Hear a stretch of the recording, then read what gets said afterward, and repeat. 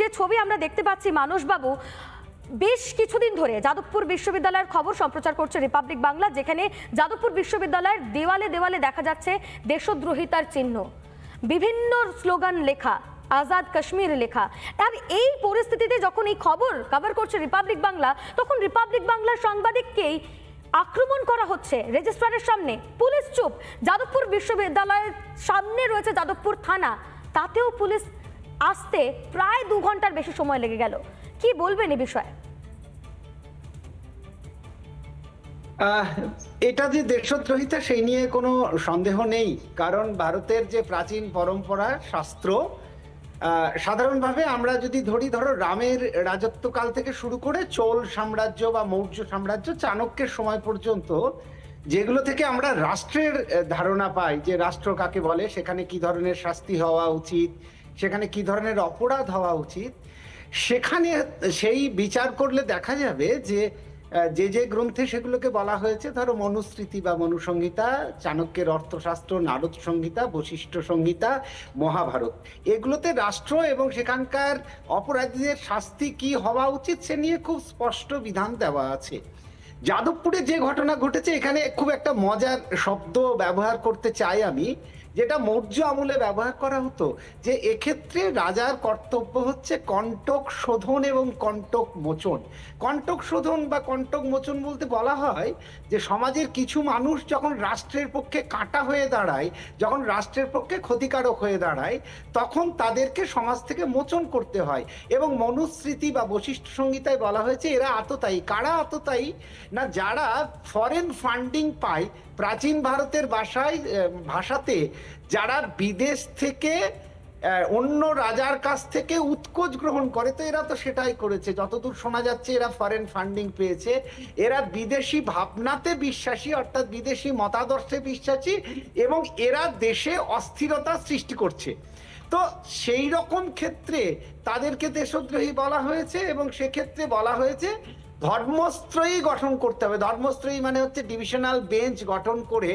এক্ষেত্রে আরো একটা নিদান ভারতীয় শাস্ত্রে দেওয়া আছে, যে সাক্ষীদের ক্ষেত্রে প্রাচীন ভারতীয় শাস্ত্রে একটা নির্দিষ্ট বয়সের মাপকাঠি ছিল, যে কোন কোন বয়সের লোকেরা সাক্ষী দিতে পারবে। কিন্তু যারা দেশদ্রোহী, তাদের বিরুদ্ধে সাক্ষী দিতে গেলে কোনো বয়স লাগতো না, বাচ্চারাও দিতে পারে যে এরা যাদবপুরের দেয়ালে কি কি লিখেছিল বা যথেষ্ট প্রমাণ আছে।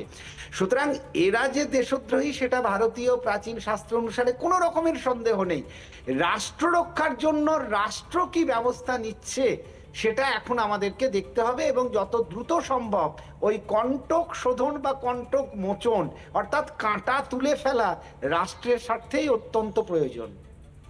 মানসবাবু, ঠিক এই জায়গা থেকেই আমার প্রশ্ন, চন্দ্রগুপ্ত মৌর্য, অশোকা এবং এরই পাশাপাশি যিনি শিবাজি, তার এই যে তাদের যে শাসনকাল, সেই শাসকদের কথা কি মুখ্যমন্ত্রী মমতা বন্দ্যোপাধ্যায় জানেন না?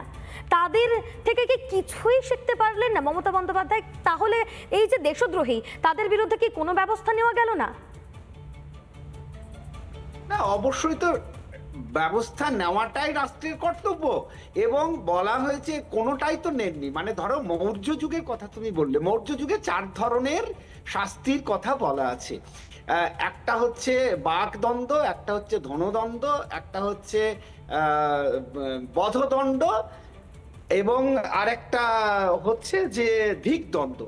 অর্থাৎ এক হচ্ছে যে তুমি তাদের সঙ্গে বসতে পারো, তাদেরকে বোঝাতে পারো যে এটা ফার্দার করবে না, মানে থ্রেটনিং সোজা কথায়। দ্বিতীয় হচ্ছে যে ধিকদণ্ড, মানে হচ্ছে তুমি প্রকাশ্যে তাদেরকে ওপেন করে দিতে পারো, যে দেখো, চিহ্নিত করা, যেটাকে বলে মার্কিং করা, যে গোটা ইউনিভার্সিটি তো আর দোষী নয়, যে এই এই এই এই ছেলেগুলো এখানে মাওবাদ প্রচার করছে, এই ধরনের সৃষ্টি করছে। সেটাও কিন্তু আমাদের সরকার করেননি, অর্থাৎ ধিকদণ্ডও দেননি। তাদেরকে ধনদণ্ডের তো কোনো প্রশ্ন নেই, বা জরিমানা করা সেটার কোনো প্রশ্নই নেই। আর তারপরে ছিল যে তাদেরকে বহিষ্কার করা, বা স্টেট থেকে বহিষ্কার করা, বা দেশ থেকে বহিষ্কার করা, সেটাও করেননি তিনি। সুতরাং রাজার কর্তব্য পালনের জন্য তারা তো অস্থিরতা সৃষ্টি করছে, এ নিয়ে তো কোনো রকমের সন্দেহ নেই যে যাদবপুর ইউনিভার্সিটির কতিপয় ছাত্র তারা সামাজিকভাবে অস্থিরতা সৃষ্টি করছে। কিন্তু তাদের জন্য প্রাচীন বিধান বলো, মৌর্য বিধান বলো, বা এখনকার বিধান বলো, কোন বিধানই কিন্তু তিনি সেইভাবে ব্যবস্থা নেননি। বা একদমই মানুষবাবু এখনো পর্যন্ত কোনো রকম কোনো ব্যবস্থা নেননি এবং ব্যবস্থা নিতে দেখাও যাচ্ছে না, এবং সেই যে সদিচ্ছা রয়েছে সেটাও বোঝা যাচ্ছে না রাজ্য সরকারের কিংবা মুখ্যমন্ত্রী মমতা বন্দ্যোপাধ্যায়ের। অনেক ধন্যবাদ আপনাকে আমাদের সঙ্গে থাকার জন্য। আমাদের সঙ্গে ছিলেন মানস ভট্টাচার্য, লেখক, এবং সরাসরি তার সঙ্গে আমরা কথা বলছিলাম যে ছবি দেখা গিয়েছে বিগত বেশ কয়েকদিন ধরে যাদবপুর বিশ্ববিদ্যালয়ে, তাতে মুখ্যমন্ত্রী মমতা বন্দ্যোপাধ্যায় বা রাজ্যের পুলিশ প্রশাসনের যে এই দেশদ্রোহিতা, সেই দেশদ্রোহিতার বিষয়ে ব্যবস্থা নেওয়ার কোনো রকম কোনো সদিচ্ছা রয়েছে কিনা তা নিয়েও কিন্তু প্রশ্ন থেকেই যাচ্ছে।